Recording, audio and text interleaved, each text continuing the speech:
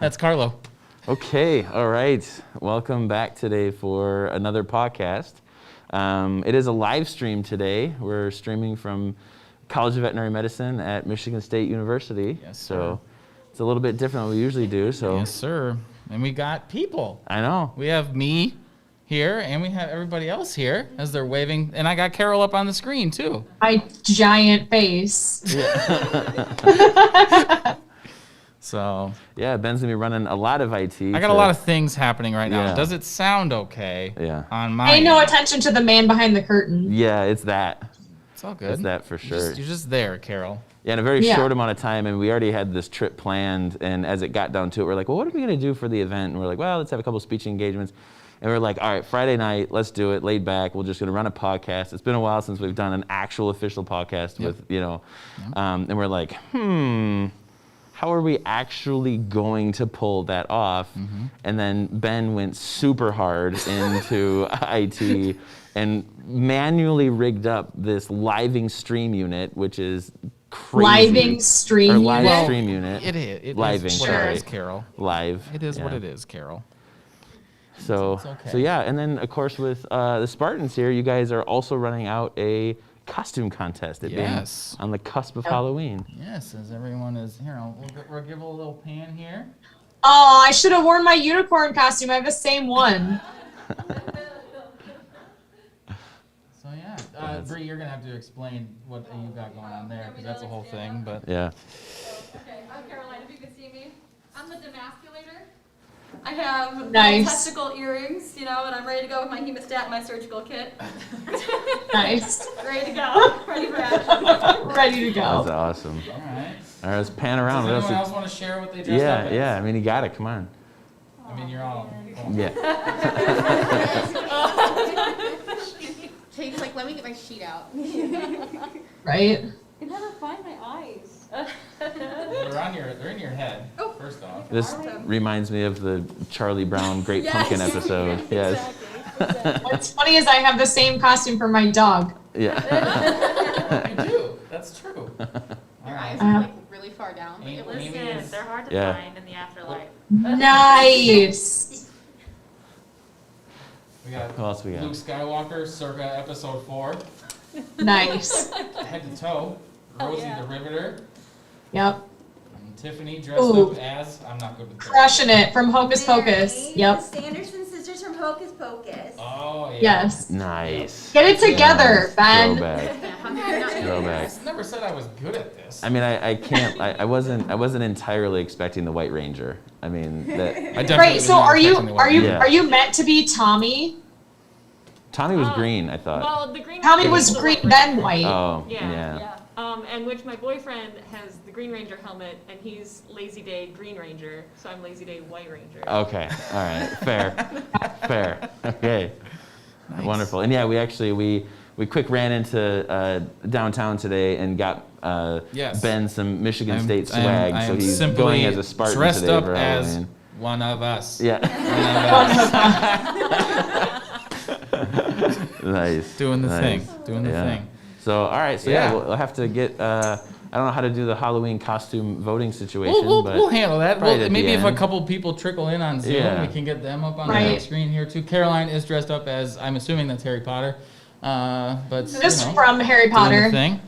And yeah, today was gonna be the intention of today was Yeah. to be all Q&A, sure. Yeah, open forum. open for sure. forum. So Yeah. we have a crowd. I know a handful of you people. guys were at our 2 prior sessions, but I guess, I mean, for some of the questions, I don't know how many people are online just yet, but honestly, we can literally talk about anything, and I think for you guys who have heard me talk either on the podcast or in the last 2 days, I don't think I have enough wind to share. So, I mean, if it's something where, again, we want to talk about any of it really, from how we go through growth mindset to any of the stuff, the industry overview, if there's unanswered questions from the last, 2 days, or I don't know, it's 24 hours, isn't it? It's only been a 24 hours. fast 24 hours. And long somehow, Yeah. simultaneously. Yeah. But- Yeah. So anything. I mean, honestly, if you guys, we can start just talking about random stuff. I do enjoy random stuff sometimes. Yeah, for sure. But for you guys, I mean, honestly, open forum, is there anything, any concepts we covered in the last 24 hours that you guys have questions on? I mean, we can start shooting questions your way to. I mean, you could also stop talking for 30 seconds so that they can actually answer. Thank you. Thank you. I It's hard to appreciate do that. sometimes, Caroline. You guys got it. So I have a question. My Sure. husband and I were talking about that last session we had, and Sure. we talked about growth mindset. My husband's a relief veterinarian. He's shifted from working at a clinic, and he just needed a break from the schedule, and he wanted to do his own thing and make his own schedule. Yeah.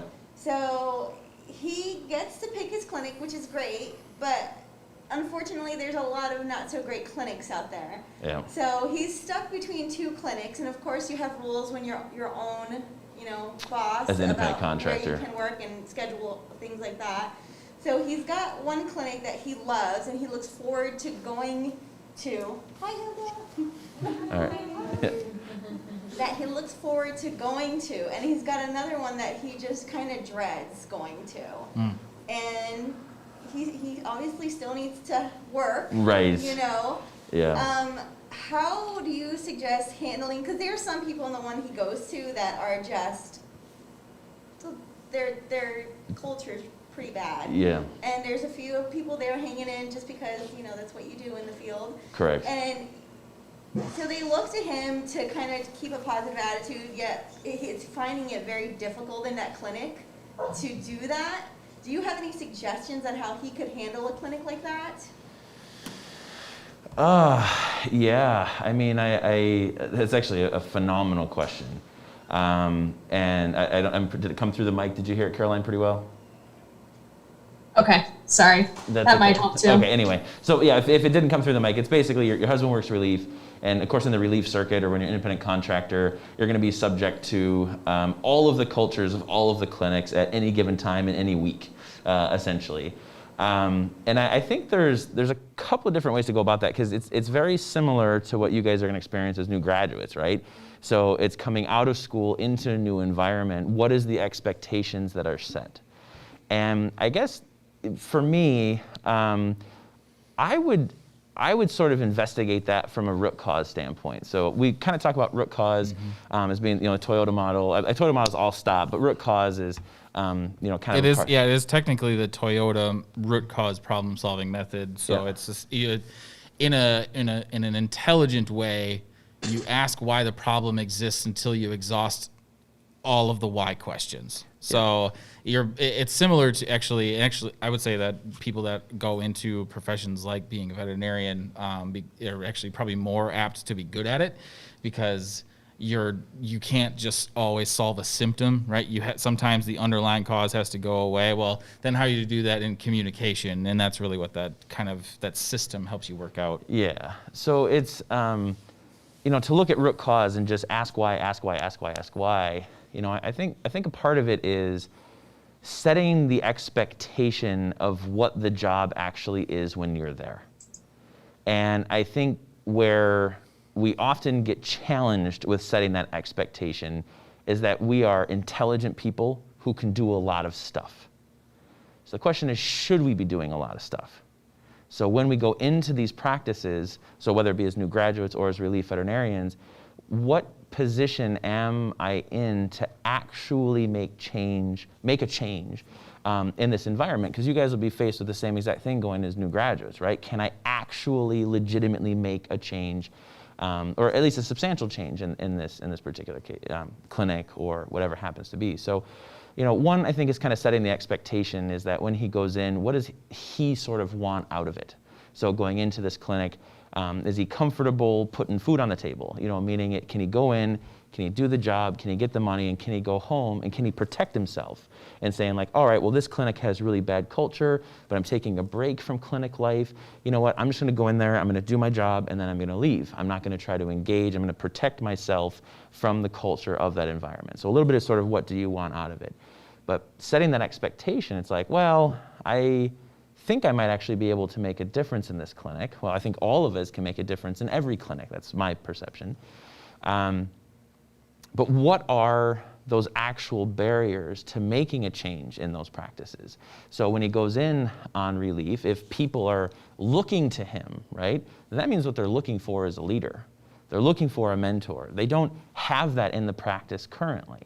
And is it appropriate that as an independent contractor, is it appropriate that going into this clinic, is he allowed to be a leader? Meaning, is he going to potentially lose that contract if he starts ruffling too many feathers?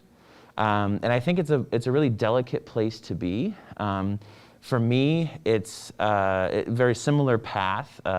When I had gotten into, I was an associate veterinarian when I went up to central Wisconsin. And all I saw around me was exactly that. People were looking for a leader. There was no one there who was doing actual mentoring, teaching, leading of the staff, leading of pricing, any of that kind of stuff. There was other vets, of course, who worked there, but the staff was constantly looking to, well, who will listen? Who can help me? And I think that's when we talk about root cause. It's a matter of like, all right, well, why did these problems even exist to begin with? Is it because of an office manager issue? Is it a practice owner standpoint? Or is it just a circumstance where like legit, there isn't anyone there leading and there isn't anyone there doing culture management?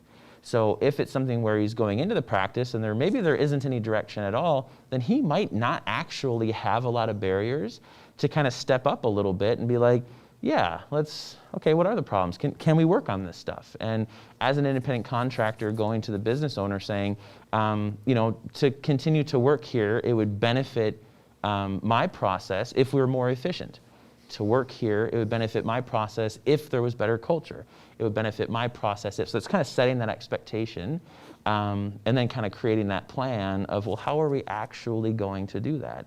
And I think what it becomes challenging is if you kind of have a bad apple, whether it's an office manager or something else like that, does that become an insurmountable barrier? And, if he starts to try to make change, and then he himself experiences those resistance or those barriers, is it then going to negatively impact his ability to function within the team? For me, personally, like I said, I had kind of a similar path coming in. For me, fuck it. Try. What's the worst that could happen? They get mad at you for trying to make stuff better, and wherever his career ends up taking him, of course, if he continues to do the relief circuit, but what if by chance it happens to be an environment that's receptive to the change that he does suggest? And what if that then actually means it turns into long-term employment? And that's, I think we had talked about at the first session about coming out of school. What about if I run the relief circuit for the first 6 months or the first year out of school so that I can feel out these clinics and I can start to create issues lists and I can start to create and identify ways that I can make a substantial impact in that clinic? So it's kind of a very similar path, to be honest. But I think if the shoe were on the other foot, I'd just say fuck it and just try to do something. But again, I think the big thing is, again, it's making sure food's on the table, making sure that he's getting out of it, he's getting that fulfillment out of it as well, and that it's not putting in more than you're getting out, because that's going to be exhausting at the end of the day. So, or at least like not 100 and 0. Like Yeah. it doesn't Yeah. have to be a perfect balance, but it Yeah. should be good. Yeah. Is that fair? Is Yeah. that yeah? I would Oh, yeah.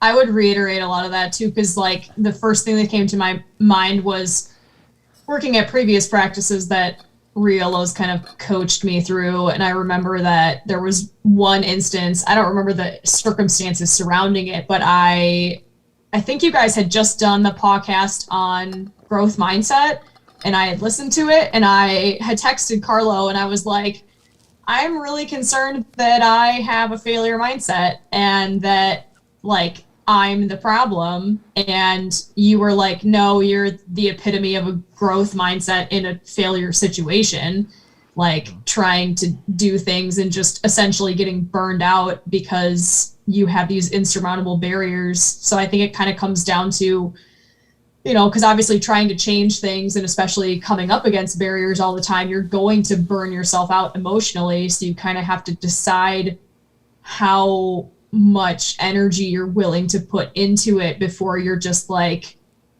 what's good enough. Like, I guess worst case scenario is you end up as like a backbone, essentially. Like if you can get to that healthy of a place in a workplace, you know, you're not trying to make progress, but at least just be like a pillar or a foundation for that practice. Yeah. Yeah, that's actually, thank you for the terminology, Caroline. Have you guys, for those maybe have listened to the podcast or what have you, are you familiar with kind of our 4 states of potential and performance? So maybe, a couple. So the idea is there's a chart. I don't know if maybe Ben, you can try to hunt it while I'm talking, but either way, the idea with performance and potential on 2 different axes of a graph is when you talk about really, really high performance and really, really high potential. Those are what we call star performers. And if we're looking at someone who has a really, really low performance and really, really low potential, we call those icebergs. So even the smallest iceberg can sink the mightiest ship, right? So when we look at that chart, to have really, really high potential and really, really low performance, we call those problem children or problem child. And that's actually why one of the questions for Demoline the other day was, when I come into a job, we're already assuming we're supposed to have really, really high performance. And my advisement, and then Ben saying, well, actually everyone who's hired has really, really high potential. We assume everyone coming into a job has an incredible amount of potential to do that job. But when we say that we have really, really high performance and relatively low potential, that's what we call a backbone. So backbones is actually a really, really good place to be in a work environment. Like your organizations need backbones. You need people to come in, do the job, knock the hell out of it. But when we define potential, at least as we define it internally, potential is the opportunity to either improve oneself or improve the team. So that's when we talk about performance and potential on star players. Well, if they're already performing really high, how can they have high potential? It's, well, they have high potential to be leaders and mentors. So I always say that your backbones is how we collectively fail as an industry. We have a backbone technician. They're amazing at their job. They knock that shit out of the park. And we're like, hey, can you come be an office manager now? And it's like, they have no idea how to be an office manager. They know how to be a technician, or they know how to be a veterinarian. Yep, down here in the corner. So when we look at performance and potential, the line that we are constantly battling is fulfillment. The line of fulfillment is your star players are always fulfilled. They love what they do. They want to teach it to everybody, knocking it out of the park, have the potential for growth, have the potential for involvement, engagement, the whole thing. But when you look at a problem child, right, there's a line there. Either they're going to be fulfilled or not. So if you have someone that comes into the organization, the first 2 weeks they're bullied, they're disparaged, they're in some way, shape, or form, there's unnecessary conflict. You are challenging their fulfillment. And as you challenge their fulfillment, they're going to jump over to iceberg. They don't give a shit, they're not going to do anything, and they don't want to be there. Well, you go the other way. Backbones are the same exact thing. Backbones are there, they're doing their job, they're hammering it out. Maybe they're not going to be a good leader or a mentor, but by God, you know they're going to be there and do their job. Start to challenge their fulfillment. That happens quite commonly for us that have clinics that sell corporate, right? You start to have the foot on your neck, the hand keeping you down. There's a ladder to climb. Maybe one day you'll get to do a regional manager. It's like, fuck that manager job. So, but when we look at sort of what fulfillment is we have someone who's really, really doing their job well, i.e. a technician that we then make an office manager, and we start to challenge their fulfillment. Because what are technicians going to run towards? Some way they can make more money. They're all underpaid. So we're like, hey, why don't you come be my office manager? I'll give you $20 an hour, $25 an hour. Shit, yeah, I'll do that job, but I'm not fulfilled by it. I don't want to deal with people. I'm here because I'm really good at doing technical stuff with animals. Well, then what starts to happen? They start to challenge their fulfillment. They start to come down. Their performance drops off. They don't have the potential to really grow up from that, from that position, or at least they have no direction on how to do it because the vet made it up 10 years ago when they started the practice. Mm-hmm. So as we start to pull down into that iceberg category, that's what sinks ships. Mm-hmm. That's what sinks clinics. So when we talk about, again, when I say kind of as a new veterinarian going into these practices or a leaf veterinarian that's kind of bouncing around, it's the question, where are we gaining our fulfillment? You have to start there. How are you gaining your fulfillment? We say educate the caregiver and serve the patient. That's all we do. Even as a for instance, our clerk of AR, she had a meeting, it was a performance review. She's like, I'm really kind of challenged by this job. I don't know that I'm fulfilled by it. I don't really see people. I kind of have a desk job. I don't know if this is something I enjoy. And I said to her, listen to me. I said, if you weren't here as our clerk of AR, we couldn't do wellness plans. We can't serve the bottom 20%. We can't mitigate our payment plans. If you weren't here, we wouldn't be able to offer services to the lower 20% of our clientele. She's like, holy shit, that's an important job. Yes. Fulfillment up, star player. It was someone who was starting to fall off. The fulfillment was starting to get challenged. So to say what are we going to do as a relief and how we're going to come in, how can he make a difference? You might have people that are waffling, right? They might be like, well, yeah, I kind of want to help, I kind of don't. There's not really one leading around, but problem children, that's kind of as we start to challenge fulfillment, sometimes, of course, in iceberg, you get a ton of unaccountable behavior. But with problem childs and backbones, as they kind of play on that fulfillment line, it's, well, are we engaging in divisive communication? Are we trying to build the team? Or are we kind of playing that victim rescuer persecutor role? Do we hate the office manager, but why do we hate her? Why does she actually have an environment where people hate her or him? Are they not fulfilled? Are they an iceberg? Have they heard no so many times? No, no, no, no, no, no, no. And that's root cause. Why? Why was this happen? Why is that person in their position? Why are we challenged? Why is fulfillment down? And that's why, like I said, when it comes into those types of environments, you can make positive improvements anywhere. Mm-hmm. But you have to first define how you're fulfilled. And then once that's defined, and then you can start to say, well, I really want to practice as a vet, but I am fulfilled to kind of help people too. All right, well, it's going to be a tough battle, but if you're up for it, assume that job as a relief vet is going to be, and even, well, more so as a relief vet, it's probably going to be done for free because they're not going to pay you to manage their culture. But that's where, as a relief vet, I would end up saying, to have me continue to work here, mm-hmm. I would like to see this change. Yep. That would be one way, and I will help you with that change. But, and that can be part of that, whether it's a negotiation or even just sort of an agreement between the two parties, that's certainly possible. So that was a lot. Yeah. So as we've touched on the last, all right, good. But I got it. We're all recorded, so you're good. It's there. Yeah, don't worry. It's there. I promise. Yeah. Yeah. By the time you graduate, you will. It'll be second nature. Yeah. It'll be fine. What else you guys got? Yeah. What's on your mind? Yeah. So anything on that as we go? We can run around the start. Huh? Kind of. So Do you it. talk about having your check-ins with people to see when they're falling below that fulfillment line, whether they're problem child or their backbone. Is it you have your 6 months check-ins? Sure. But six months is arguably a really long time. Yes. A really short time, but also a really long time. Yes.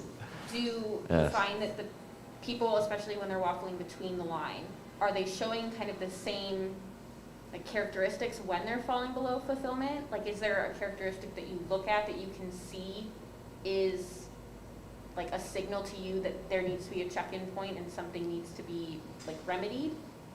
I kind of want to answer this one because I feel because Riolo has we've had conversations about this before where he sometimes feels because people sometimes view him as the boss man, that he's separated from people in the clinic, and so he doesn't always necessarily know when those things are going on, or it hits him like a ton of bricks, kind of it just builds up and builds up and builds up. Yeah. And then then the problem comes to light and then he has to deal with the dumpster fire.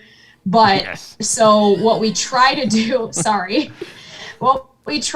and I guess I've always struggled with this because it feels a little bit like the snitch. We talk about the snitch loop and how So basically I have texted Carlo about other employees and been like, hey, I think this person is struggling. Like they've made comments to me about like wanting to quit, and like some of it's in a joking manner, but you don't always know. And especially when somebody is like, every joke has a little bit of truth to it. So I try to like make, mental notes about who makes those types of comments, or like other employees who, like we have one MSS who she has really low self-esteem and she likes to throw herself under the bus all the time. And so like using people like me who are on the floor all the time, and I'll text Carlo and be like, hey, I think, this is going on, and either the SRM for that position or Riolo himself like need to reach out to this person.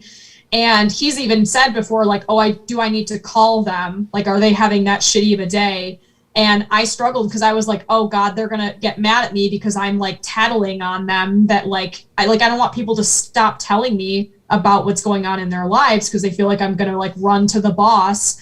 But at the same time, like we talk about getting rid of the snitch loop. And as long as your intentions, like my intention is like to help the people around me, to try and help the team and like help everybody achieve like their potential, you really shouldn't get, unless that person is not acting accountably, you shouldn't get blowback for that, because I'm not trying to say like, hey, this person is fucking up. I'm saying like, hey, this person is really struggling and we need to do something to like relieve some of their burden.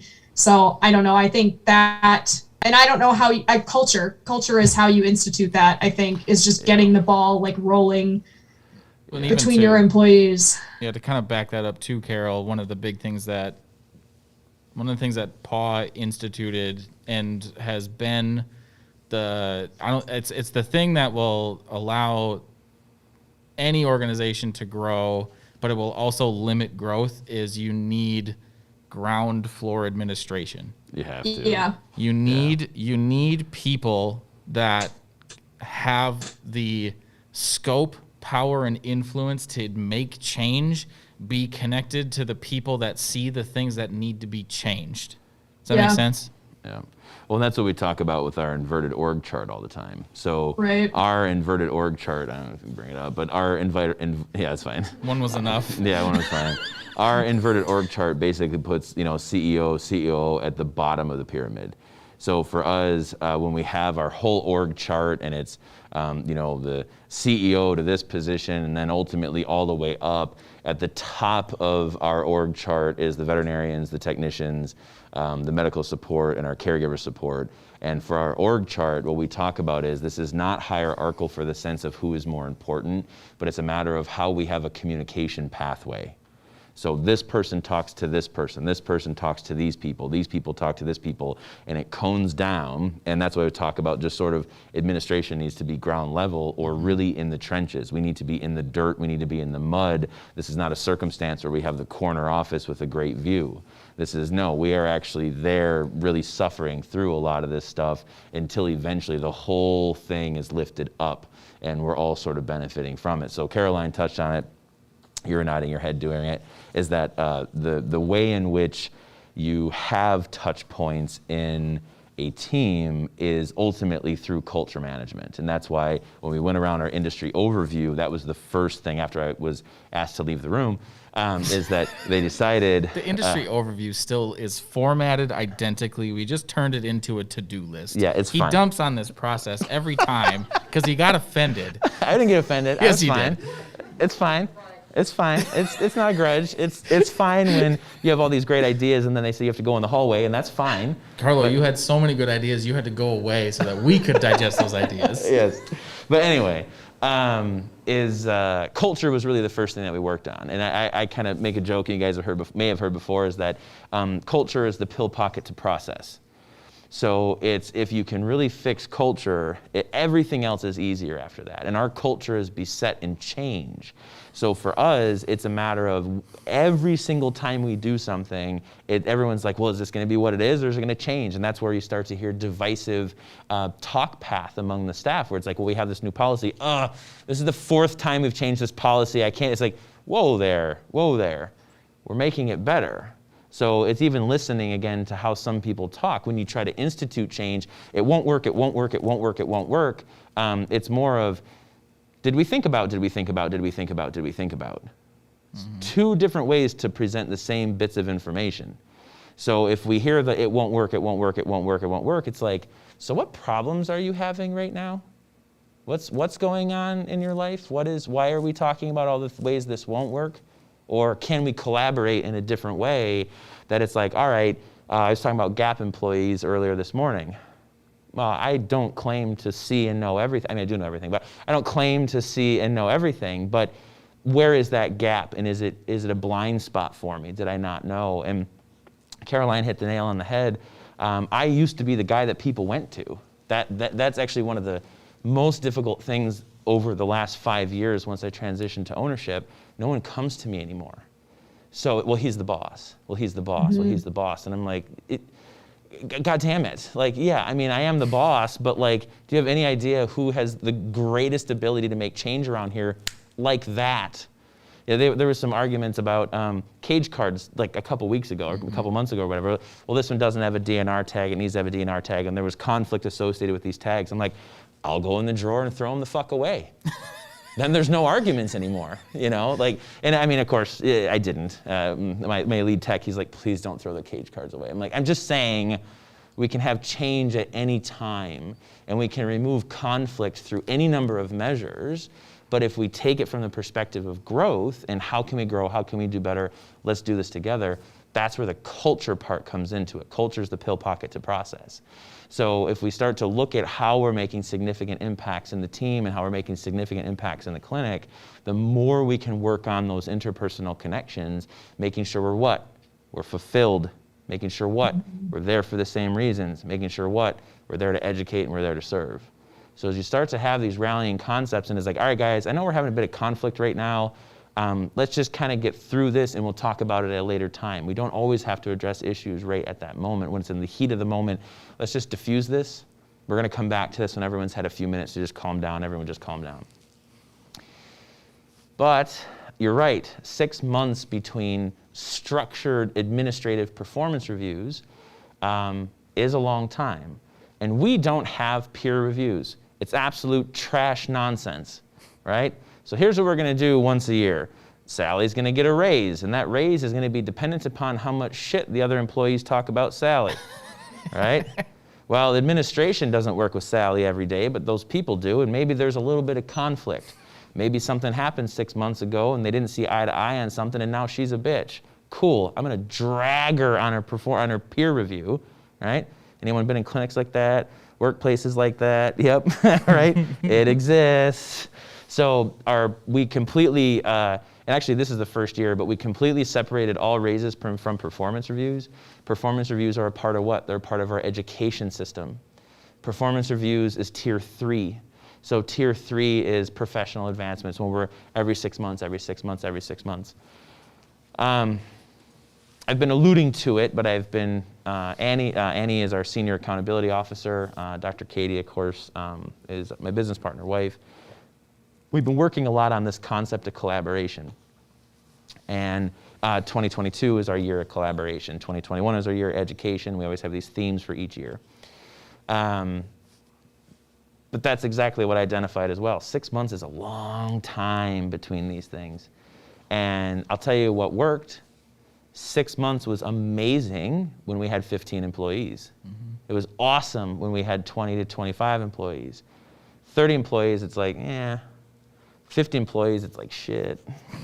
You know, is that you really have that disconnect. When you're a small team, everyone's collaborating all the time. When you have a small team, everyone's working together. Everyone's catching each other's stuff. Oh, you don't know how to do that on the computer system? Let me show you. It'll just watch me do it, right? It's easy to do when you have these kind of small knit teams. But as we started to grow and grow and grow and grow, it's way too much time between touch points. So what we're really starting to work on now, and I believe we have like 85% of the groundwork down, is this whole idea of collaboration. And in our org chart, we talked about it being an inverted org chart. We have veterinarians at the top, and just under them are what we call supporting role members. So supporting role members have your lead technician, I'm the medical generalist, we have our medical support coordinator, and we have our caregiver support staff. It's actually split into two. We have our communications specialist and our processing specialist. So there's like five positions. The intent is offset, but every 3 weeks. Every 3 weeks we're sharing issues lists. Every 3 weeks we're talking about opportunities for growth. Every 3 weeks we're trying to identify, is this a systems problem or is this an individual problem? Because if I got a bunch of people that are like, that's broke, that's broke, that's broke, well, that might end up actually being a system problem. It's a huge gap. We got to fix the gap so there's less problems. Or it's, well, this might actually be an individual problem, individual problem, individual problem. Okay, let's get them back through training. Let's get them more time spent with their SRMs. Let's get our SRMs on shift with them so they can do this stuff together to help them grow. So we're actually in the process, thank you for asking the question, in the process of actually developing that next thing. Dr. Hilda, she actually introduced the 515 to us. I think we talked about 515 in the past. We use traction, or at least historically we use traction. Traction, if anybody knows traction here, at least heard of traction. Traction is basically you have an issues list, and from that issues list you decide what you're going to do this year, and from that year you're going to decide what you're going to do this quarter, and then from that quarter you're going to talk about what you're going to do this week. That's essentially traction. 515 is when you're working on this to-do list. Why didn't I get it done? But more importantly, why did I get it done? And also, who did I talk to when I couldn't get it done and then I got it done? So that's 515. So when we talked about the every 6-month performance review, that's actually more on traction. It's like, oh, well, this quarter, next quarter, what are we going to do? But most people, if they're in the day, in the moment, if they're task-oriented, they're not going to be thinking about what's happening 6 months from now.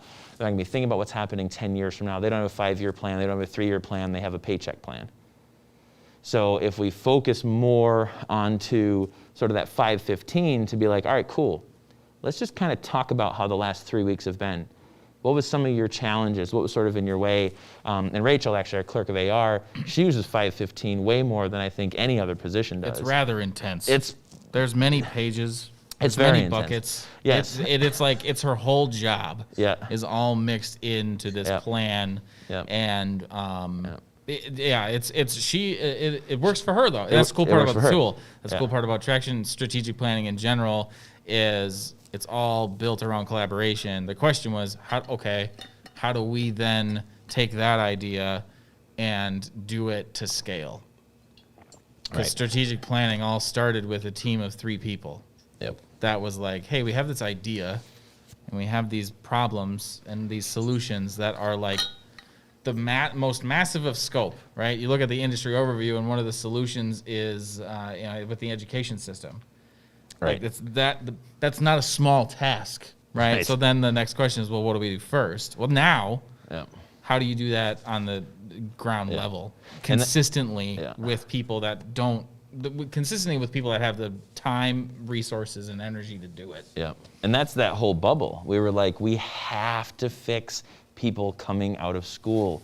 We have to help you protect your self-worth. We have to get you day one ready. We have to get you into this growth mindset. Get out of the reprimand mindset. You guys are the future of the industry. How can we constantly remind you of that? Well, I can't do anything to fix MSU. I don't have that power, right?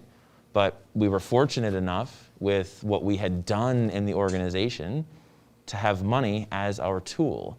And that tool was, hey, let's start to put together a program of mentorship to start to help people get day one ready. And then, of course, then birth the house system. So for us, that's why, again, it's root cause. Well, I can't make much of a difference specifically in the university, but what's my workaround? How do I get around that? And it's like, oh, well, they're trying to do this thing, and I kind of want to do this thing, and then it just plays out. So that's when you kind of get through root cause. You try to look at it from every single angle, but you never give up. And that's where we're here to serve the patient, educate the caregiver. How do you think I'm going to do that? By teaching more people how to serve the patient, educate the caregiver. I'm still fulfilled by those 2 things, but I gain more fulfillment by showing y'all how to do it. That's how I see my future. Yeah, there was definitely a day where I thought it was super cool to, diagnose conditions and write out scripts and do surgeries and all those fancy things. And it is still really awesome. right? But I can help more the more I give back. And so that's what kind of how that education bubble sort of grew, as we kind of made it around. So, but I know this is all sort of stemming from, so you guys do performance reviews every 6 months. How does that work?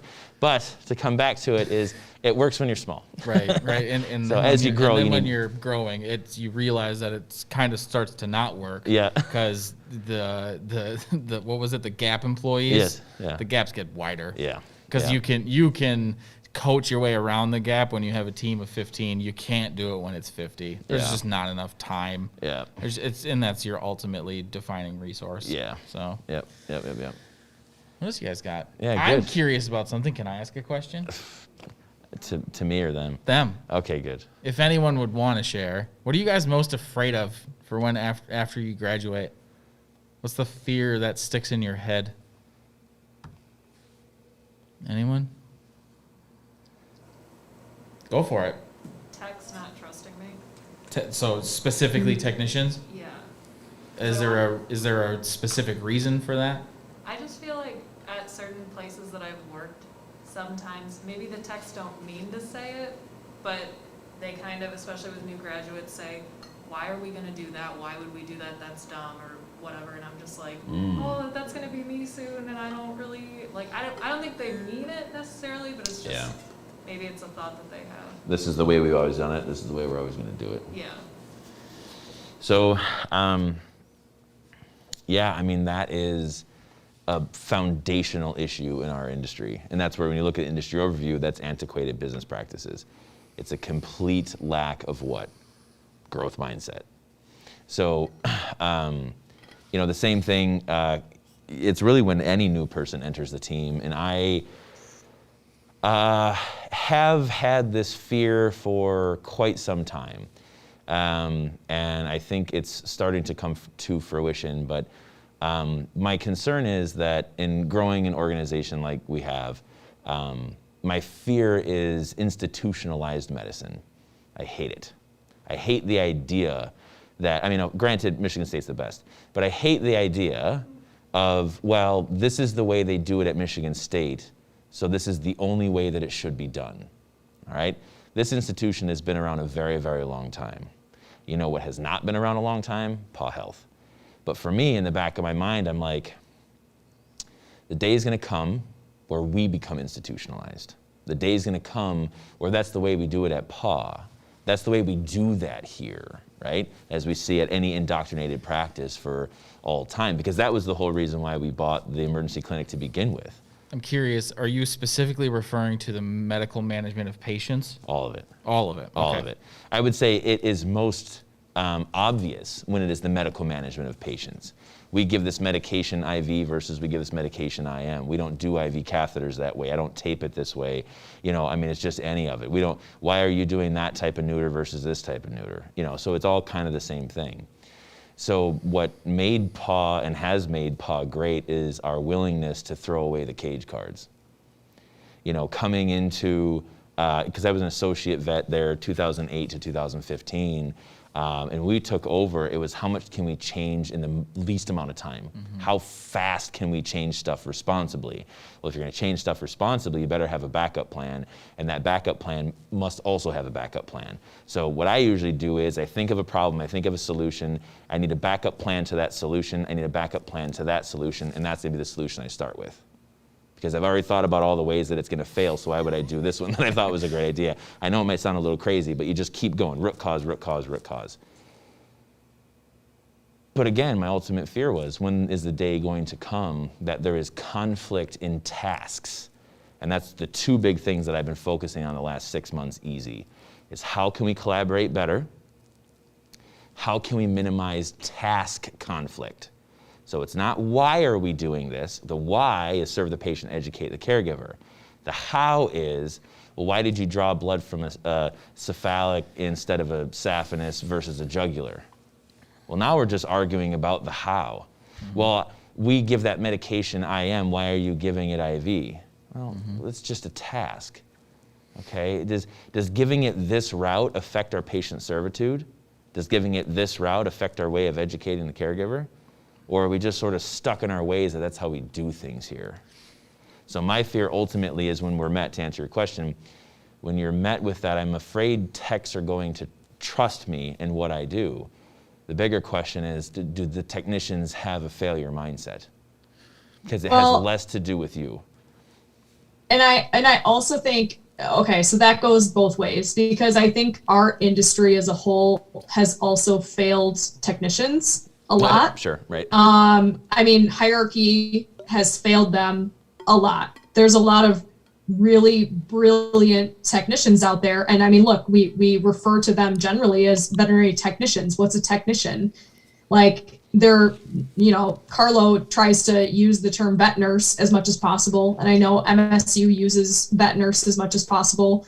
I've not heard that term widely used. We probably need to try and use it more widely, because at a minimum, they are nurses, and are capable of a lot more than that. Well, more than, but yes, in the scope of what they do.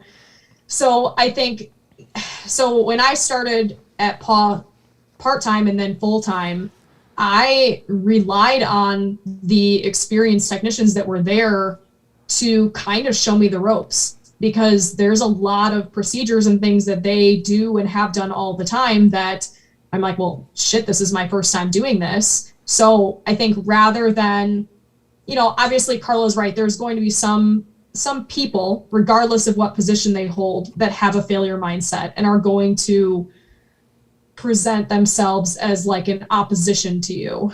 But there's also people that I think you can create a dialogue with and say, hey, like, thank you for challenging me on, this particular thing. Can we collaborate? Can you tell me, I do that a lot with, the technicians at PAW aren't afraid to challenge me on some of the things that I want to do, and are like, you want to do it this way. Does it change your treatment plan significantly if we do it this way, because it makes my part of the process more efficient, or makes, this easier? And I'm like, well, yeah, that makes sense. Let's do it your way. Or vice versa. If they're like, hey, can we change it and do it this way because it's easier for me? And I'm like, well, no, like, patient care dictates that we do it the way that I want to do it, even though it's a huge pain in the ass. So I think, and they're still scientifically minded. They still understand, sometimes they get a little lofty. Molly likes to bash me for using too many words. She's like, you're using too many words. Use less words. But like, you can explain it to them. You can try to collaborate and say, we're both here to serve the patient, and how do we do that best? And compromise, essentially. So, building that trust, because anytime you work somewhere new, I think it's sometimes hard to build those relationships. You want everybody to be open with you when you first get there, but sometimes it does take a little bit. And like I said, the issue is that historically, a lot of those technicians have been bullied by doctors. And so, not that it's fair, but they're going to be more skeptical of like, is this going to be some other asshole vet that's going to try to tell me off, or tell me I'm wrong, or tell me, I'm not as smart as them? And how can we make that dialogue more open, essentially? Well, one of the things that I'd like to add to that, Caroline, if you don't mind, is I am looking at it like a sliding scale of where your confidence is, versus kind of where how that technician is communicating with you. Because let's just assume that they're going to be maybe not combative, but just assertive. Right now, maybe they're being assertive because they're really, really well defined in what they want to do, and they know good ways to do things because they're experienced. If you have low confidence and you suggest something to them that may be outside of that scope, and they come at you and they say, or we can do it this way, if your confidence sucks, you're probably going to feel more like that's an attack. So the thing you can control in that environment is, all right, and this goes, Alexia actually dropped a thing in the comments about her fear of not feeling confident in her abilities. You have to have a minimum standard of confidence to stick up for the decisions that you're making, because ultimately it's your ass. Now, the other side of that is, okay, you feel like your confidence is in a good place. Now, if you stand up for it and then you feel like you're getting kicked in the chest, even with, standing up for yourself because you have somebody that's now actually being combative and pushing back at you, then the question is, how do you solve it? Because That's when you call Carlo. that's when, right. And in reality, most associate vets, especially the first few years out of school, you're not necessarily going to have, number one, the power to solve that type of a problem on your own, but also maybe not the skill set. And that's okay. Like, you're spending 7-8 years of your life learning so much stuff about making that decision. Sometimes when it gets into this communicative and culture-based stuff, you don't have the experience. You don't necessarily have the tool, just the stuff that falls into your head in practice and all that. And that's okay. Like, there's ways to get to those solutions. Just, I would say, don't bite off way more than you can chew, because sometimes you can kick that can so far down the road that it becomes unreturnable. Like, if you make conflict that's so bad that it's just, there's no getting back from it, it sucks. And then it's like, well, shit, now we're here. And now it's either I have to quit or they have to quit, or we have to hate each other, because this task-based conflict turned into interpersonal conflict. That's one thing that we've talked to the captains about a little bit, is the difference between those two things. But that's just do it intelligently and know when you're at your limits. Yeah. And so, I make the joke, that's when you call Carlo, but the reality is they're hopefully, and I'm going to tell you that in most clinics there aren't, but hopefully there are enough tools present, meaning that for us, like, we have our SRMs, right? So the SRMs are a tool. They are individuals that are there to help you. We have a leadership team. That's a tool. There are people there to help you. So it's hopefully you're, in that environment, if there is some task-based conflict with the medical support staff, whether it be assistants or technicians or nurses, whatever, is hopefully there are tools in that environment for you to be heard. And I think that's the other thing as well. And that's why, like we were saying, is that we want more, in our organization, we want more people to be heard every 3 weeks. Really making sure that we're staying on top of that. So you could potentially, so part of your fear for nurses or technicians trusting you could actually be a conversation at the interview point to be like, so how often are you guys doing performance reviews? How often, who am I paired with? Who's my mentor? Because performance reviews and mentors or mentor-mentee relationships, those are all tools to ensure your success. So if you start to meet with conflict, you start to have some of these issues, who is it with whom I can talk? And Caroline had actually said it a few times, it's this concept of the snitch loop. And the snitch loop is ultimately people who are trying to be accountable, but fear for the wrath of those who are unaccountable, so they choose to not engage accountability based on that fear of wrath from the unaccountable. Killing the snitch loop is, we're talking about this, and we need to come to a resolution, because ultimately, in the end, if we're having unaccountable conflict, then we're not serving patients, then we're not effectively educating. So that would be potentially part of your interview process as well, as identify your resources and identify your tools immediately upon hire. Who is it with whom I can work? Or beforehand. Yeah. Well, yes. Right? Yeah. Two things. Number one, the snitch loop, PAWCast episode 37. Why I remember that. Sorry. That's disgusting. I know. There's a full kind of like overview of what that means. So we're trying to keep the short version. Second is take the opportunities to engage. Like, this is an idea. I'm going to throw this out as an idea, because this is what we do on the podcast, you guys. We have ideas, and that's why we have microphones, because when we sometimes have good ideas, we're like, thank God we recorded that. Yeah. Especially like later in your clinicals, like, offer a solution that you know is bad. If it's somewhere you think that you might want to work, how do they approach it? Intentionally make a mistake. Yeah. Like, don't try to be perfect. Try to be imperfect. This is a crazy idea that I'm literally coming up with in the moment. But see how they react to it. Yeah. Like, don't make it so obvious, right? Yeah. But see what happens. Because if it's like, that's stupid, we've already moved all the way away from task conflict and into interpersonal conflict, because now they don't like you as a person because of a decision you made. When in fact, what they're really disagreeing with is the what and the how and the when. But they don't realize it. And I'll tell you what, if you got a team of 1, 2, 5, 12 people that are all like that, don't go there. Yeah. You won't like it.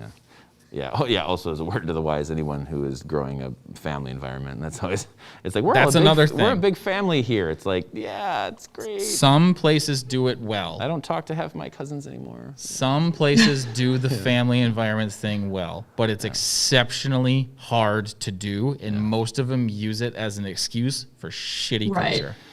Yeah.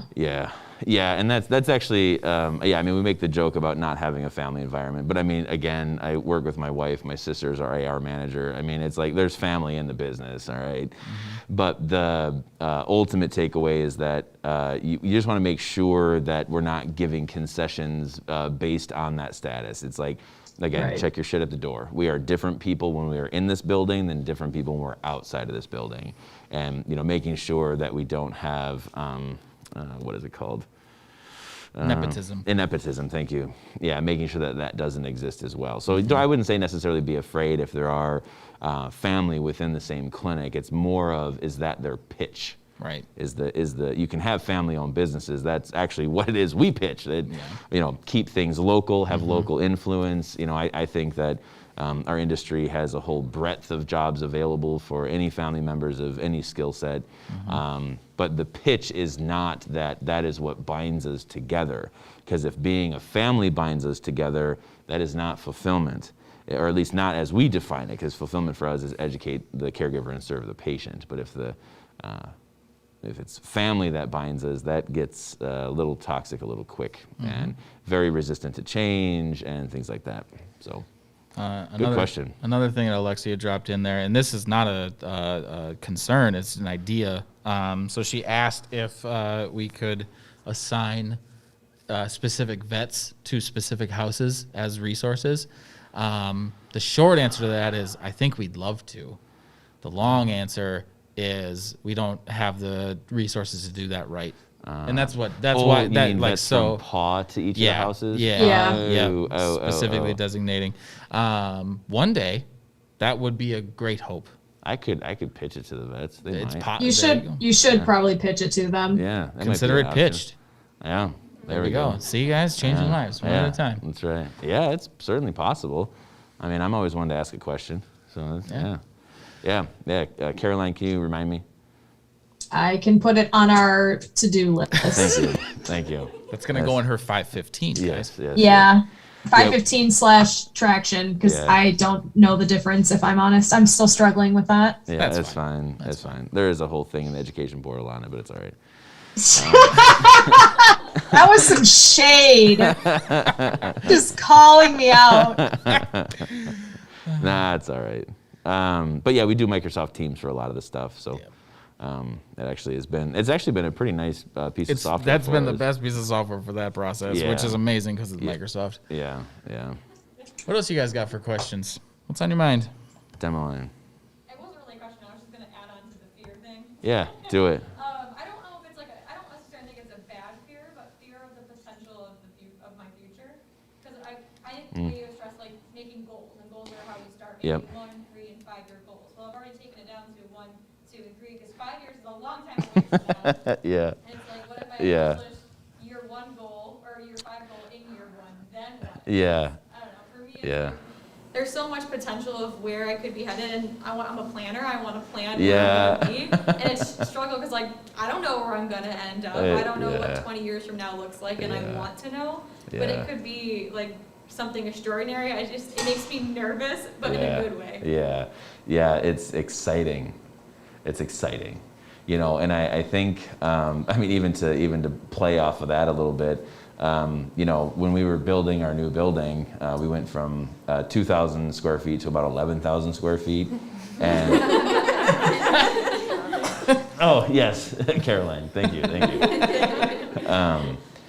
We didn't, I mean, that was like, holy crap, we're putting, $3 million into a building. How do I know what I'm building? How do I know what is going to be right? How do I know if the dimensions are correct? Because once we start laying concrete, that's the end of it. We are locked into what these are. So it's very tangible if you make a wrong decision in the planning stage, because planning is all about planning. Well, halfway through the build process, we had to move one wall 4 feet back, and I was like, holy shit, what are we gonna do? This is a catastrophe. And the builders were like, LOL, like, right? So, sometimes fear of the future is very much in our heads. What I thought was a big deal, someone else was like, no, we totally got a solution for that.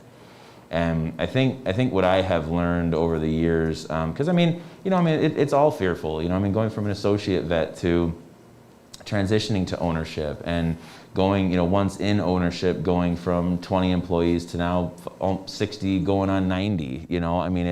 It's all nerve-wracking the entire time. And I think ultimately, Katie had actually heard this advice on NPR, and I've pretty much I didn't know I was living by it. But it's that you write your plans in sand and your goals in stone.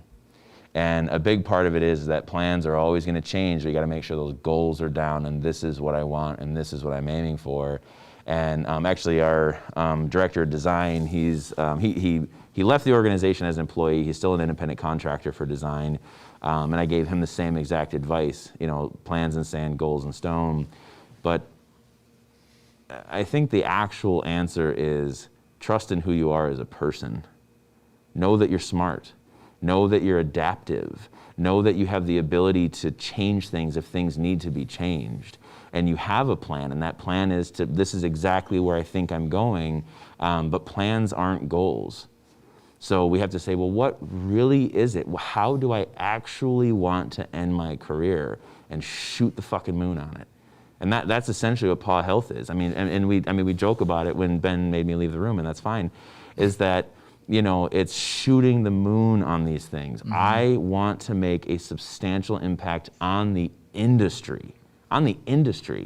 All I think about when I drive from Wisconsin to Michigan is, holy crap, this is a lot of land.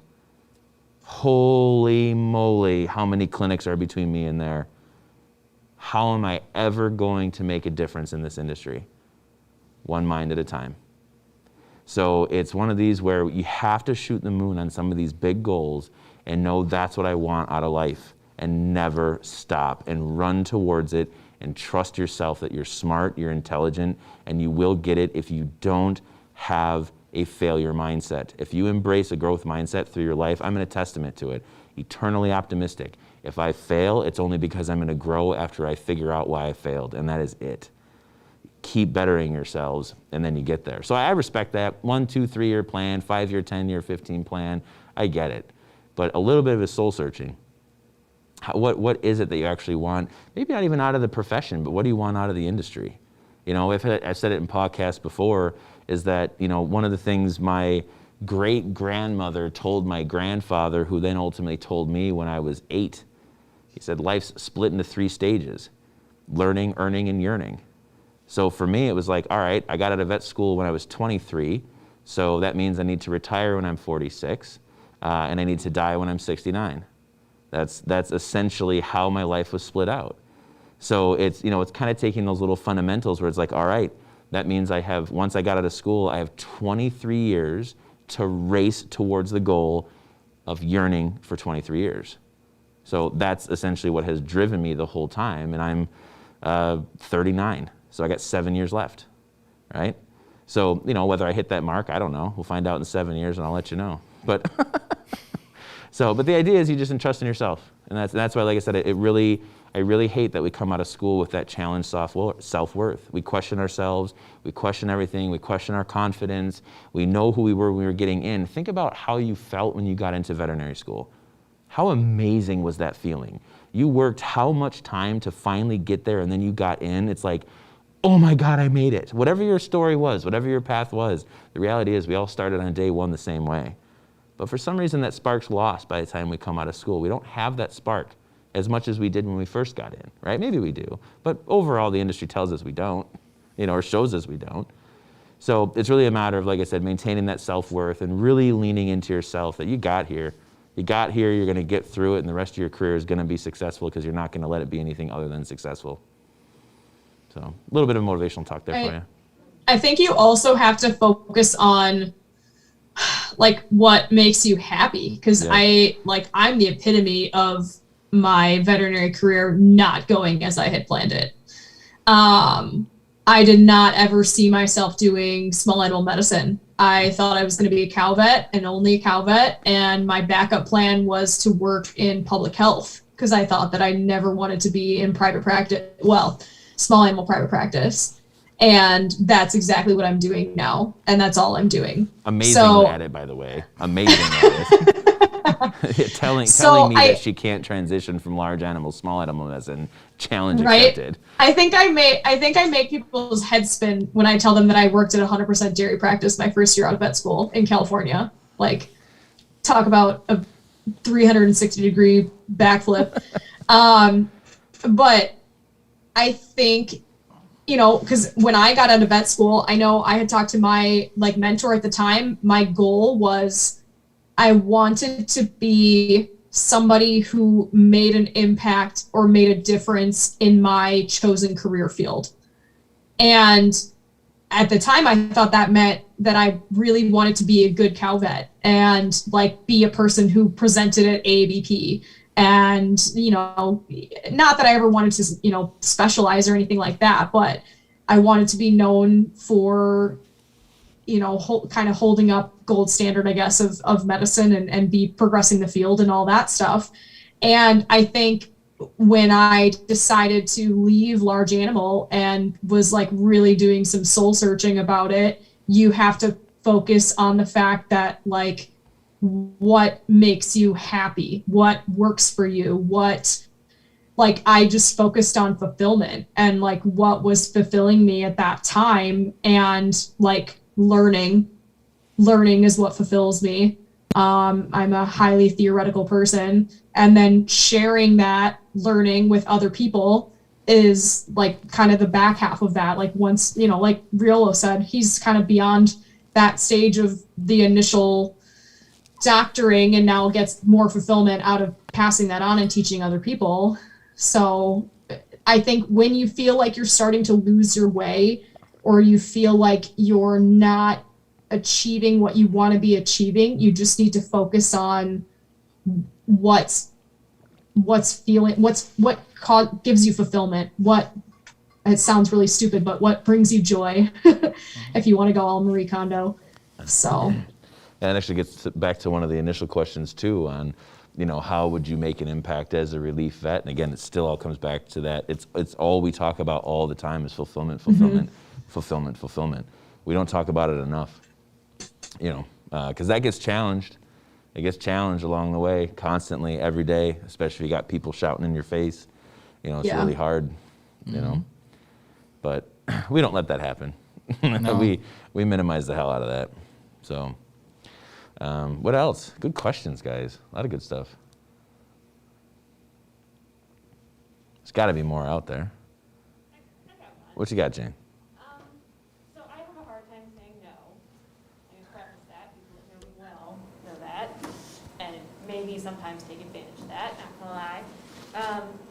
But for a work schedule, so I know MSU, the vet hospital, they set new hours. After you work this many hours, you got to take 10 hours off. I can envision myself on externships going places. Say, okay, yeah, I'll work, sure. I'll stay late, I'll do this. So what to you is an acceptable schedule for a fourth-year student on an externship, so I don't kill myself?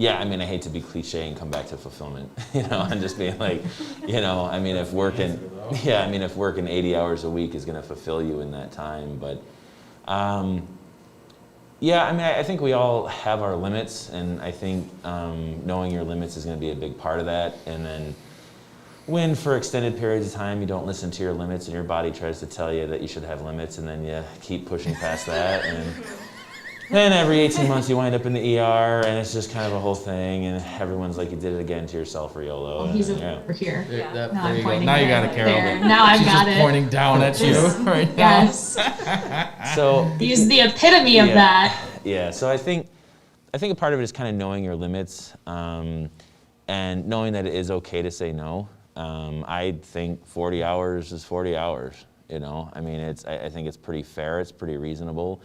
There are actually a different student at a different university that we've had with us for a few years.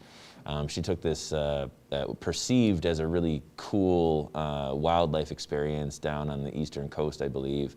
It was like 16-hour days for 3 weeks straight. She's like, we were nonsense workhorses.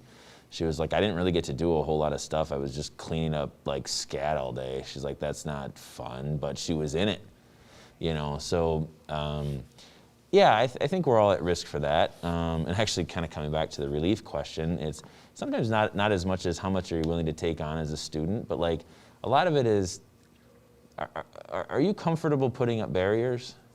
Like, are you really comfortable with setting that line of work-life and making sure that, you know, you do have that balance, you know? I mean, I think that's kind of a bigger question, and if clinics have to beat it into you that, hey, guess what? You need to create some barriers. Mm-hmm. Maybe that's what you learn going through externships, you know, is use that as an opportunity to teach yourself what those limits are.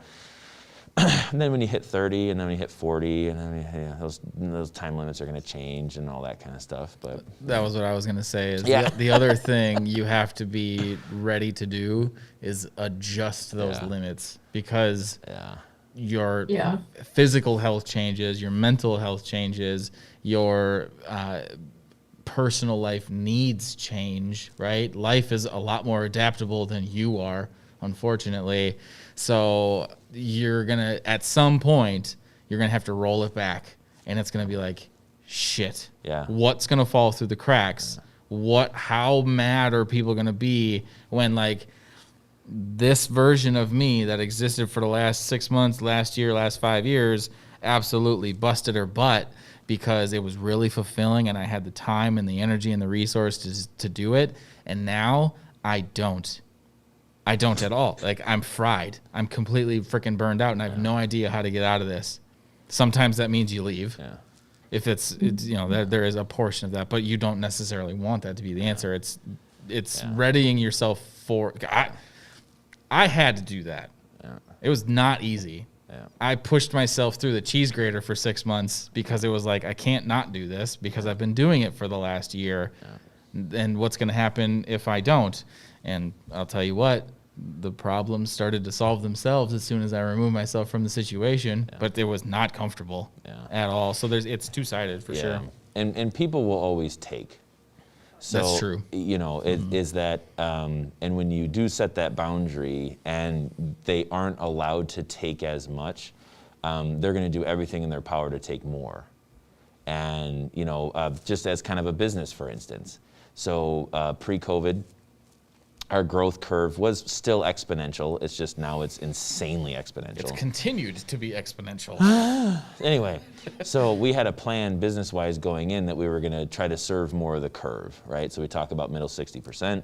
We were going to try to do more at the lower end, helping more clients come through. And actually, honestly, what I was doing, I had a whole talk, was it with Heska? I don't remember who it was. But it was all about portfolio diversification. It was Heska. And was it Heska? Yeah. So it was more of, as a clinic, are you a one-trick pony? So is this a cat clinic? Or is there a way to diversify what those services are? How are we making money? How is it coming in? How are we staffing? What's our hours? What's our appointments? What are we doing? So that if we do have a drop in any one of those items, we have something else to sort of continue to maintain revenue on. And basically what I was preparing for is, I got a school in 2006, 2008 was the economic crash. So for me, I had the opportunity as an associate veterinarian to go through a time where cash went to zero, and actually see how the clinics that thrived, and the clinics that failed. So coming into what we were coming into, as we started to gain more abilities, more staff, things like that, is I'm like, I don't actually know when it's going to happen, but I think it would be probably in my best interest to plan for the next economic crisis. I am not an economist. I don't know when that's going to happen, but it happened once in my career, and that was pretty early in my career. So what we had then done was started to plan. We started doing pre-scheduled appointments. We started doing wellness after hours. We started having wellness plans. We cut spays, neuters. There's a lot of stuff that we were doing. Dentals, all these things were starting to kind of expand out as a 24-hour clinic. You would never think about going to a clinic that took off your dog's leg and spleen being the same clinic that you're gonna get the teeth cleaned at. Not always the same place that happens at. COVID hit, we had this huge spike, right? And just all the spillover clientele from the clinics that were curbside, that went from 30 patients a day to 10 patients a day. Well, you still have 20 patients that aren't being served, and there's 50 clinics in your referring district. Hello, phone calls. So for us, and this way, kind of getting back to it, is that we had a lot of clients that we had on pre-schedules. We had a lot of clients that were wellness. We had a lot of clients that they had this service that we were providing them. Well, we were kind of holding on out to the bitter end to be like, PAW clients. We got to make sure that we got these appointments for these PAW clients. Finally, May rolled around. It's like, fuck it. We can't continue to handle the volume of the 24-hour walk-in and all of the wellness stuff. Well, you know who hung around? The givers. You know who left? The takers. Mm-hmm. The givers are like, you guys are getting freaking hammered. They're like, I just need to get some vaccines. Can I drop my dog off like before work and I'll come sometime tonight and pick it up? Yes. Those people stayed. The people that are like, you guys, I'm not coming back. You don't even have pre-schedules. I don't want you back. I don't want your business. Even if I needed your business, I don't want it. Because then what? You're bitching and moaning about a schedule right now? What happens when a pop stitches on a laceration repair? It popped because you didn't have the e-collar on and your dog was whip-shitting around the yard. Your stitch doesn't hold. Yeah, maybe. Right? So some of that stuff, so I think part of it is when you start to set those boundaries and you start to take things away from people that they're used to having, they're going to do everything in their power. And a lot of times, because communication in our country is shit. No one knows how to talk to anyone anymore. Right? We're all stuck in our own heads. We don't have sense as a community anymore. So it's like, well, I'm just going to keep battering this person until they give me what I want. It's like, there's the door, right? And then they start screaming, there's the panic button. So we have ways of removing people from our clinic that we don't want there, and we embrace that idea. So maybe that answers the question, but I think we've also talked in the past, I don't know if it's on PAWCast or just personally, but we've talked about running your life as triage. And I think if you try to take that approach, it does help to some extent. When you're a student and you're in vet school and your goal is to learn and cram as much shit into your brain in as short amount of time as possible, then that's probably the highest priority on your triage. Things like sleep and eating and exercise fall lower. Once you graduate and you are trying to give yourself more work-life balance and a healthier kind of well-rounded approach, then those other things start to kind of creep back up again in triage. At some point, if you're a student and you're studying and you stay up all night, you study for a test, then when you start to fall asleep into your food, then yes, sleep hits the top of your triage and you have no other choice. But I have tried to take more of that approach more recently. I still struggle a lot with saying no, and so does Riolo. So take everything he says with a grain of salt. And actually I've learned that it's a learned behavior. It's something that you learn, I think, from your parents and those people around you. Random side note, my father got this award a few weekends ago, and somebody that gave this speech about him or whatever, that was one of the things that they praised him for. Is like, oh yeah, I talked to Erwin because he says yes to everybody. He literally can't say no. And my mother and a lot of the people that are sitting around him are like, that's not a compliment. Like you're taking advantage, you get to some point where you realize like he's been taken advantage of his whole life, essentially. They're like, oh yeah, Erwin, he'll do it for you. It's fine.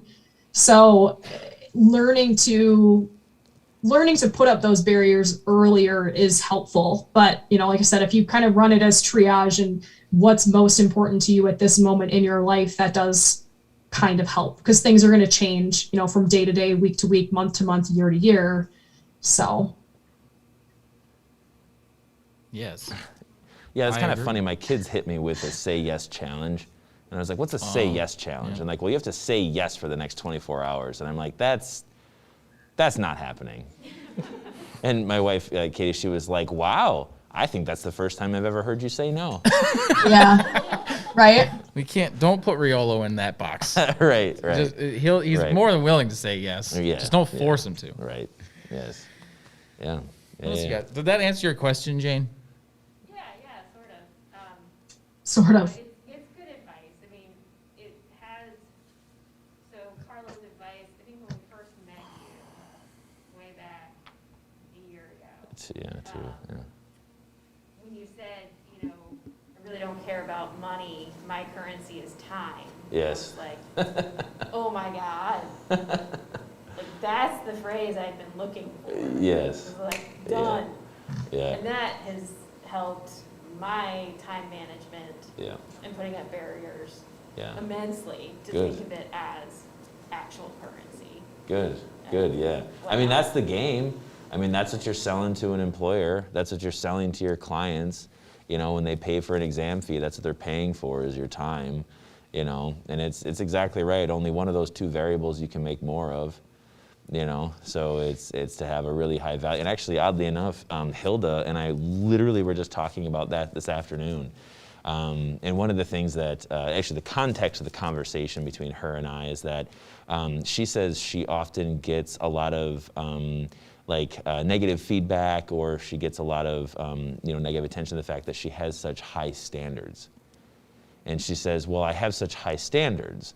So because my standards are so high, my team belly aches that they can't meet the standard. And so her and I, we almost said it in unison. We're like, it has nothing to do with meeting the standard. It has everything with growing towards the standard. Yeah. And that's why we say shoot the moon. It's all about aiming as high as you can go. You ain't gonna get there in one day.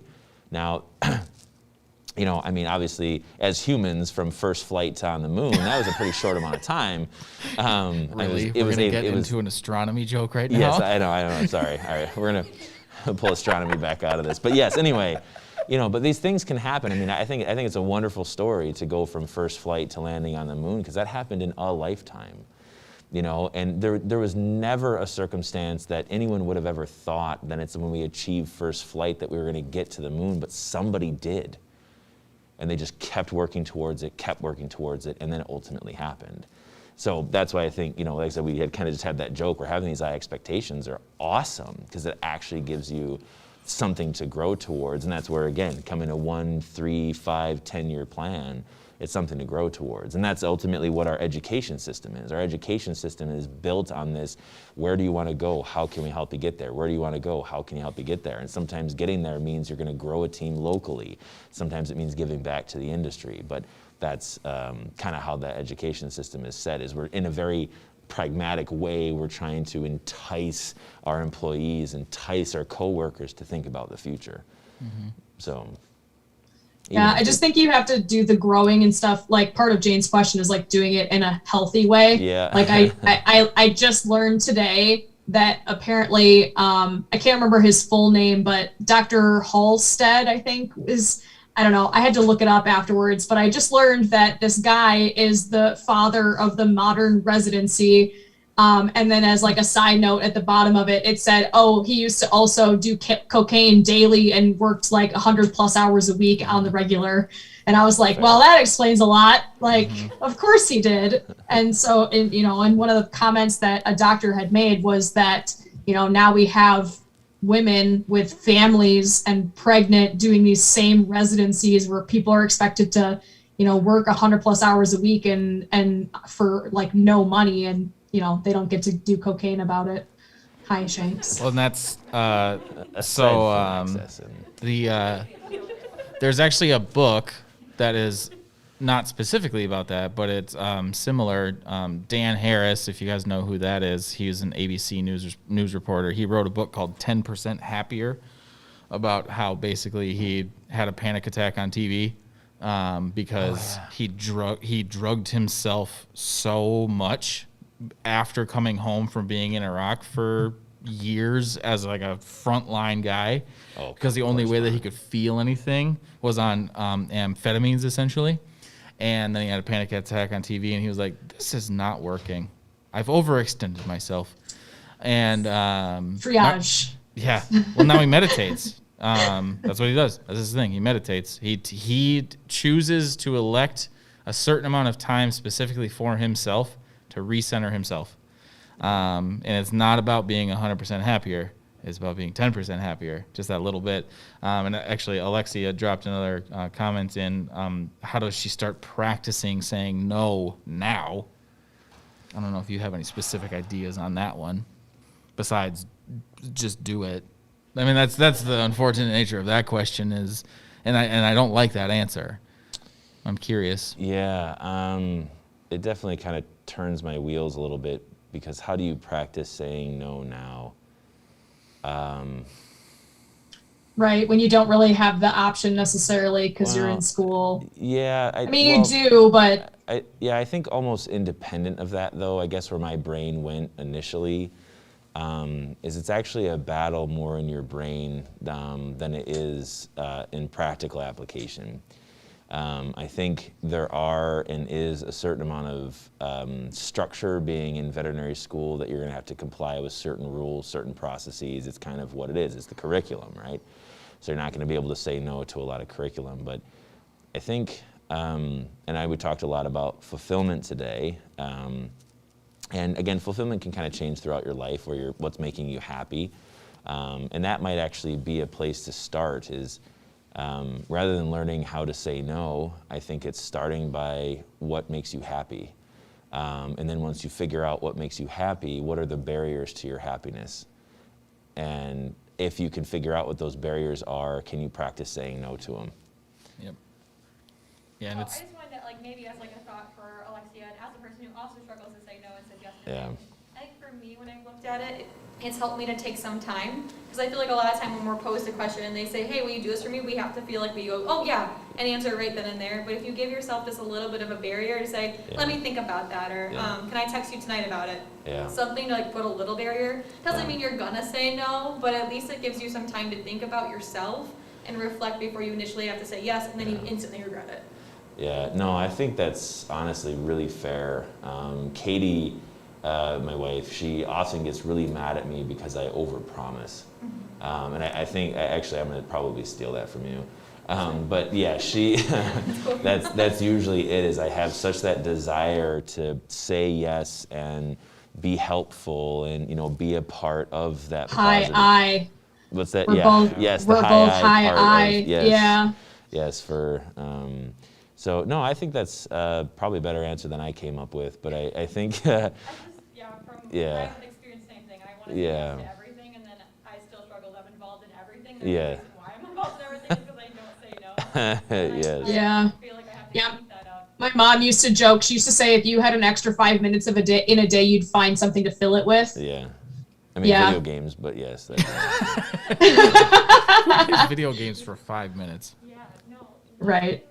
I think I So- want to be a big part of kind of standing up for yourself, is having that support system around you. So Yeah. being able to talk to someone else about it. You can't come up with the answer yourself if you're not sure, and you're like, well, I should say yes because I can't justify saying no. Right. If you have someone else in your corner that you can just say, well, what do you think? And they're like, no, they're totally taking advantage of you. Yeah. And it's really easy to say like, oh, okay, well, maybe I can say no. Yeah. You have to listen to that person too, because I hear you about my boyfriend at home. He's not involved in anything. He's very different from me. He'd be like, can you handle that? I'm like, yeah. He's like, I don't know. I think you should think about that. I'm like, no, it's fine. I got it. I don't really listen to him completely, to be honest. But definitely I should probably think about that. I don't know. I have two things. I learned like a year and a half ago that if it's not a hell yes, it's a no. Fair. Like, because especially in vet school, like you don't have the time necessarily to be saying yes to everything. So say yes to things you want to say yes to. Yeah. And if it's not a hell yes, you say no. And the other thing, you said you can't say no to the curriculum. And I definitely I didn't give the curriculum, like it was like top priority until right like the last class of first year, I think. Yeah. And then it became a priority again. And then it didn't, like the last 2 months of second year. And then I was like, you know what? I want to read a book. No curriculum. No. Yeah. And my grades were fine.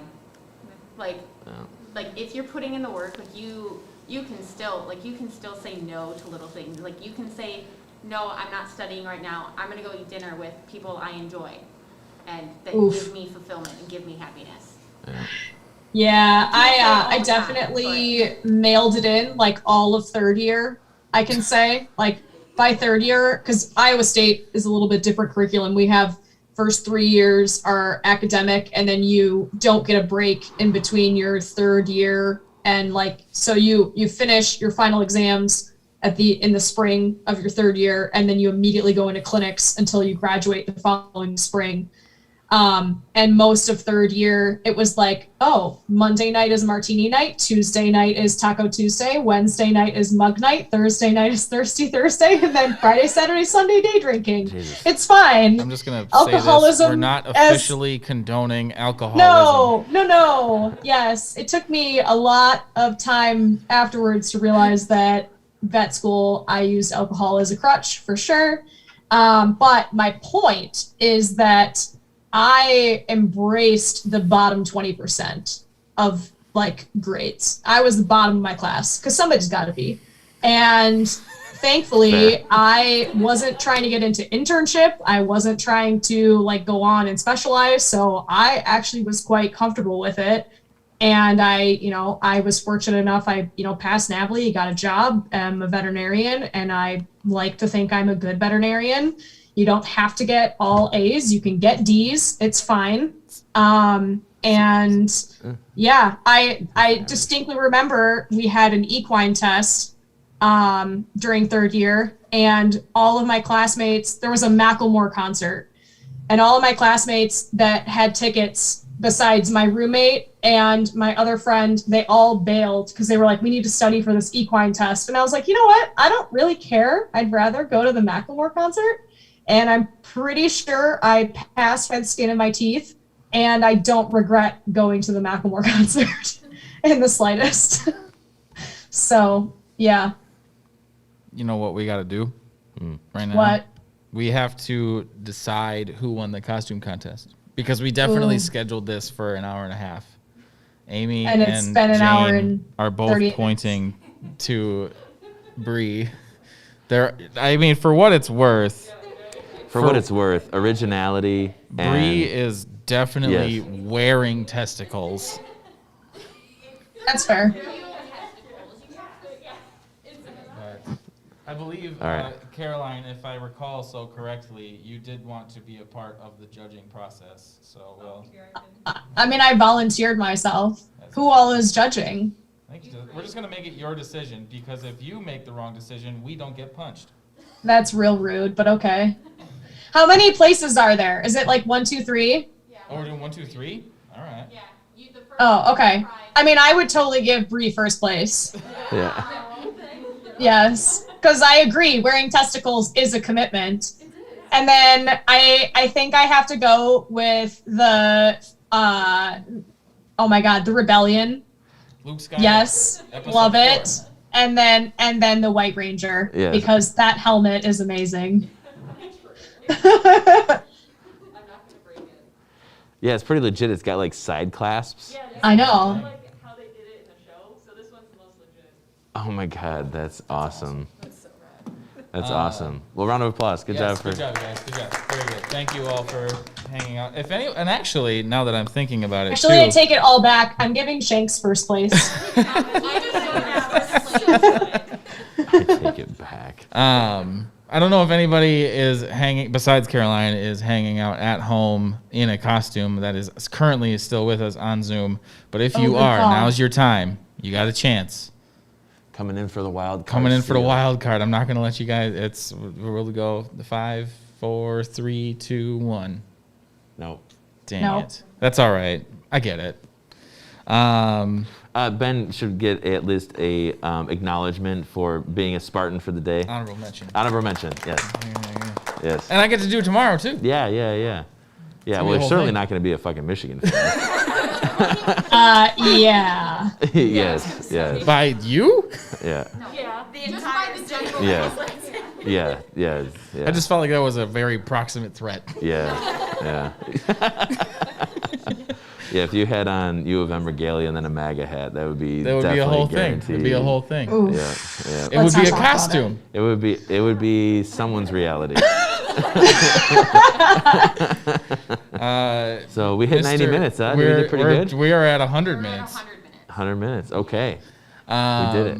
Dr. Riolo, as habit and tradition would have it, I believe that it is your turn to take us out of this week's podcast. Yes. All right, guys. Thanks for tuning in for this live session of PAWCast. We'll see you next time. I'm just ending this. There we go. There we go. Nailed We'll it. add the outro later. Yay! Yes, Demeline. I have a question for attendance purposes that I was taking here.